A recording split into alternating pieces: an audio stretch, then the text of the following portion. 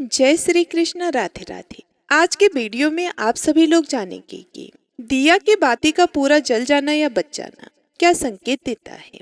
देखिए, हमारे धार्मिक ग्रंथों और अनुष्ठानों में दीपक जलाने से जुड़ी बहुत ज्यादा महत्वपूर्ण बातें बताई गई है।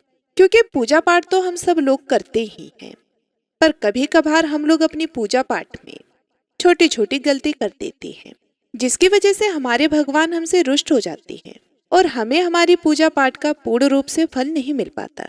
देखिए, आप चाहे किसी भी भगवान को पूजते हो, चाहे वो भोलेनाथ हो, बजरंग बली हो, दुर्गा माता हो, गणेश भगवान हो या फिर लड्डू गोपाल को, हमारी बाती का पूरा जल जाना या बच जाना हमारे ईश्वर की हमारी तरफ प्रतिक्रिया को दर्शाता है कि वे हमसे कुछ कहना चाहते हैं या फिर वे हमसे नाराज है। देखिए भक्तों, बात बिल्कुल साफ है। हमारा काम है आपको सलाह देने का।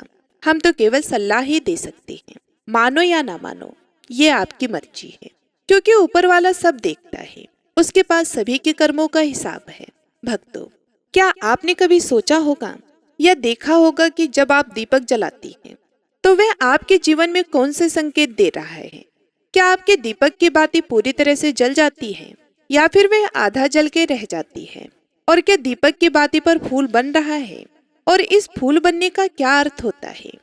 क्या आपको पता है कि पहले से जले हुए दीपक में बाती जलाना आपकी परेशानियों का कारण हो सकता है या फिर नहीं? और कितने समय तक, कितने सालों तक एक ही दीपक का उपयोग करना शुभ माना जाता है या फिर अशुभ?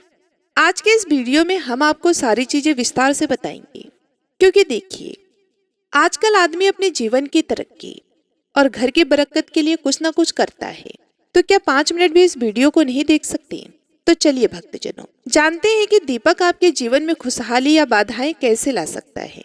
इस ज्ञानवर्धक जानकारी के लिए अंत तक हमारे साथ आप सभी लोग हमारे वीडियो पर बने रहिए। देखिए, आपको जानकर हैरानी तो जरूर होगी कि आप अपने पूजा घर के मंदिर में दीपक जलाते समय अगर यह गलती करते हैं तो आपको इसका परिणाम जरूर ही भुगतना होगा। क्योंकि भक्तों, जाने अनजाने में हमसे कुछ ऐसी गलतियां हमारी पूजा पाठ में हो जाती है जो हमारे भगवान को हमसे नाराज कर देती है। दीपक की बाती का पूरा जल जाना और बाकी का बच जाना भी अलग अलग संकेत देता है, जो हमारे लिए जानना बहुत ही जरूरी है। तो इन्हीं सब बातों को जानने के लिए इस वीडियो में अंत तक हमारे साथ बने रहिएगा और कमेंट बॉक्स में लिखिए भगवान विष्णु की जय। देखिए भक्तों, हम सबके घर में एक छोटा सा मंदिर तो अवश्य ही होता है, जिसमें हम अपनी श्रद्धा के अनुसार उसमें भगवान की मूर्तियां व तस्वीरें रखते हैं। उनके सामने हम सुबह शाम दीपक जलाते हैं और कुछ लोग धूप बत्ती भी जलाते हैं। उनकी बात हम वीडियो के अंत में करेंगे। तो भक्तों, जब हम पूजा करते हैं तो हमारा दीपक कभी कभी अचानक से बुझ जाता है और कभी कभी ऐसा होता है कि हमारी पूजा होने के बाद हम उस दीपक को भगवान के सामने जलता छोड़ देते हैं। लेकिन कुछ समय के बाद में दीपक खुद ब खुद बुझ जाता है, फिर जली बाती और घी बचा रह जाता है। और कभी कभी तो हमारे दीपक की बाती पूरी तरह से जल जाती है और उसमें फूल भी बन जाता है। तो इनके अलग अलग नकारात्मक और सकारात्मक परिणाम होते हैं। तो सबसे पहले यह जानते हैं कि अगर हमारे दीपक में फूल बन रहा है तो इसका क्या मतलब होगा। देखिए, अगर हमारे दीपक की बाती में फूल बन रहा है तो इसका सीधा सा मतलब है कि भगवान ने हमारी प्रार्थना को स्वीकार कर लिया है और वे हमारी पूजा से प्रसन्न है। इसका संकेत वह बाती में बने इस फूल के माध्यम से देते हैं।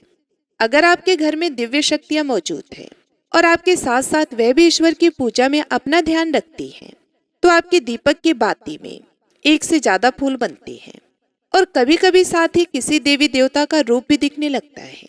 तो अगर आपके दीपक की बाती में फूल बन रहा है तो आप सच में बहुत ही भाग्यशाली हैं।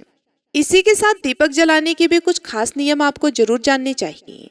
देखिए प्रिय भक्तों, अगर आप पहले से जले हुए दीपक में अपनी बाती रखकर जलाती हैं तो ऐसा करने से दुर्भाग्य आपका पीछा कभी भी नहीं छोड़ता है।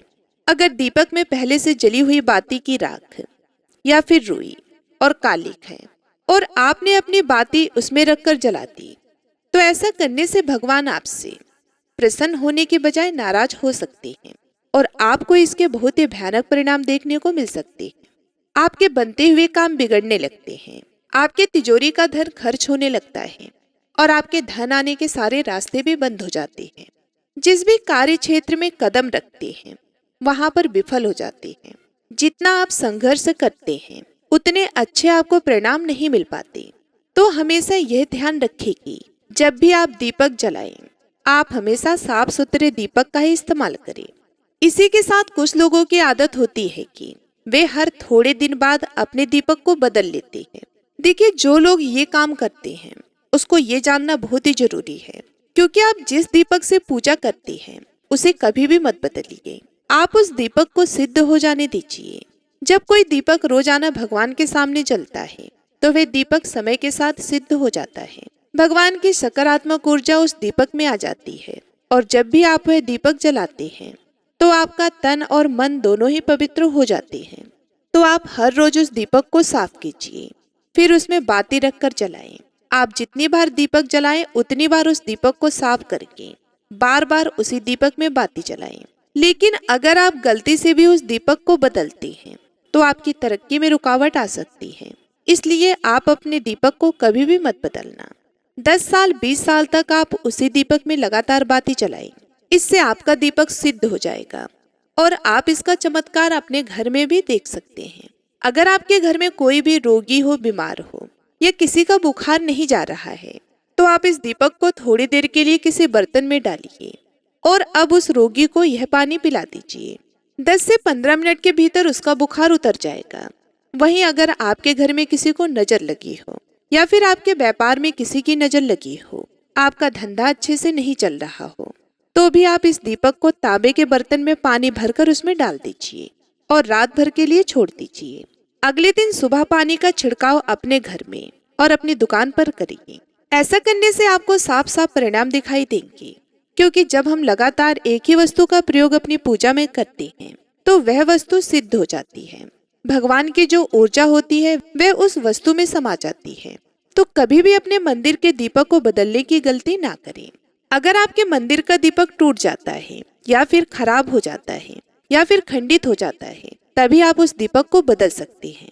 लेकिन फिर भी आप उस दीपक को ना फेंकें, बल्कि इसे अपने घर में संभाल कर रखें, क्योंकि यह भगवान की सकारात्मक ऊर्जा का भंडार होता है।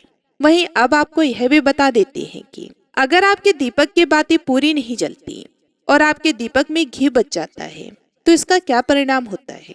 सबसे पहले यह देखिए कि अगर आप किसी भी पेड़ पौधे की पूजा कर रहे हैं और पूजा में जलाया हुआ दीपक पूरा नहीं जलता, या फिर उसमें घी बच जाता है, तो इससे आपके घर में बीमारियां घर बना लेती हैं, और यह बीमारी कभी भी आपका पीछा नहीं छोड़ती।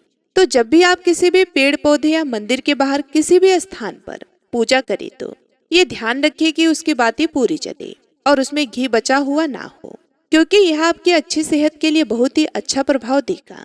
वहीं अगर आपके घर के मंदिर में दीपक की बाती पूरी नहीं जलती और पूजा करते समय दीपक बार बार बुझ जाता है, तो जरूर आपके घर में नकारात्मक ऊर्जा का वास है, और यह आपकी पूजा में विघ्न डालने का काम करती है। हमारे घर में अगर कोई बुरी शक्ति होती है, या फिर कोई ऐसी ऊर्जा होती है जो ये नहीं चाहती कि आपके घर में भगवान की कृपा हो और सकारात्मक ऊर्जा हो, तो यह आपकी पूजा सफल नहीं होने देती।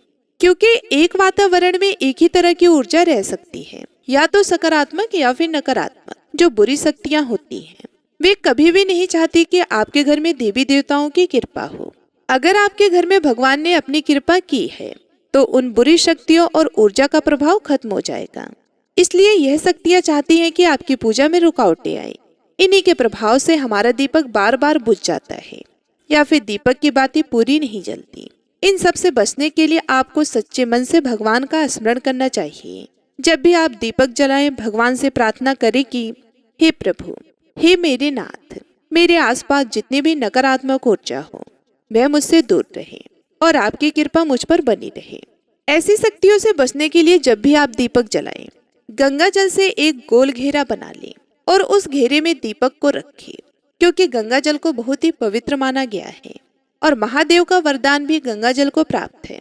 गंगा जल में सबसे पहले तो कोई भी बुरी शक्ति प्रवेश नहीं कर सकती, इसलिए गंगा जल कभी खराब नहीं होता और हर तरह की ऊर्जा को सकारात्मक ऊर्जा में बदल देता है।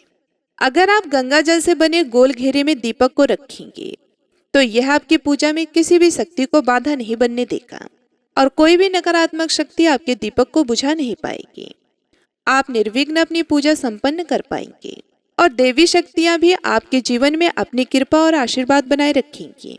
तो उम्मीद करती हूँ आपको आज की जानकारी बेहद ही पसंद आई होगी और आनी भी चाहिए, क्योंकि भक्तों इस संसार में मात्र राम नाम ही सत्य है, बाकी सब प्रभु की माया है। चाहे हम लोग इन चीजों को नजरअंदाज करते, पर इनका हमारे जीवन पर बहुत ही प्रभाव पड़ता है। फिर हम चाहे कितना भी मन लगाकर पूजा पाठ कर ले, उसका फल हमें नहीं मिल पाता। तो भक्तों, अगर आपको यह वीडियो पसंद आई हो तो कृपया इसे लाइक करें, तो कमेंट बॉक्स में लिखें ओम नमः शिवाय, भगवान विष्णु की जय। आपकी प्रतिक्रिया हमारे लिए बहुत ही महत्वपूर्ण होती है। ऐसे ही ज्ञानवर्धक जानकारी के लिए, व्रत संबंधी वीडियो को देखने के लिए, व्रत की कथाओं को सुनने के लिए, इन सारी चीजों की जानकारी के लिए हमारे चैनल को सब्सक्राइब करना बिल्कुल भी ना भूलें। और जो लोग ये जानना चाहते हैं कि षष्ठी तिला एकादशी 2025 में कब है, 24 तारीख को या फिर 25 तारीख को, वे लोग हमारे चैनल पर जाकर हमारे नीचे वाली वीडियो को देख सकते हैं। उसमें मैंने आपको बताया है कि षष्ठी तिला एकादशी कब है, 26 जनवरी को या फिर 25 जनवरी को, पारण का क्या समय है और शुभ मुहूर्त क्या है। सारी जानकारी आप सभी लोगों को हमारे चैनल पर उपलब्ध मिल जाएगी। उम्मीद है कि वीडियो पसंद आई होगी।